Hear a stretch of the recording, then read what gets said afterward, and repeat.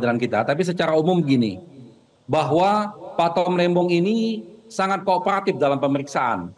Beliau 4 kali dipanggil sebagai saksi, beliau hadir on time dan selalu memenuhi semua panggilan tersebut. Lalu pada panggilan keempat, beliau itu dipanggil sebagai saksi, sehingga beliau merasa tidak perlu membawa seorang lawyer untuk mendampinginya. Tetapi ketika pada saat itu juga lagi pemeriksaan saksi dirubah statusnya menjadi tersangka.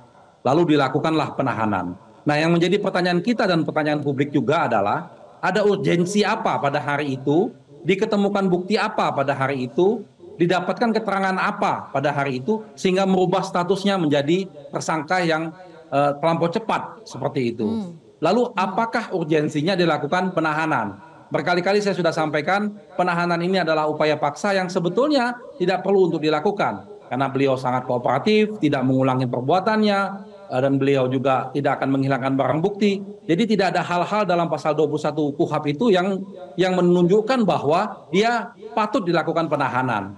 Nah, inilah yang mungkin jadi salah satu bahan pertimbangan kita.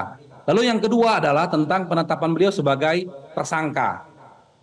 Tadi kita dengar penjelasan Kapus Penkum bahwa saat ini masih dicari kerugian negara. Ini juga menjadi lucu. Orang sudah dijadikan tersangka, sudah ditahan, kerugian negaranya baru mau dicari.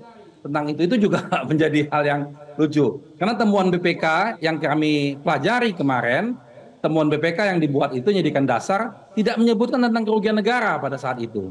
Dan ingat bahwa kasus ini akan menjadi pidana kalau sudah ditemukan tentang perbuatan melawan hukumnya, mens reanya, ada kejahatan di sana.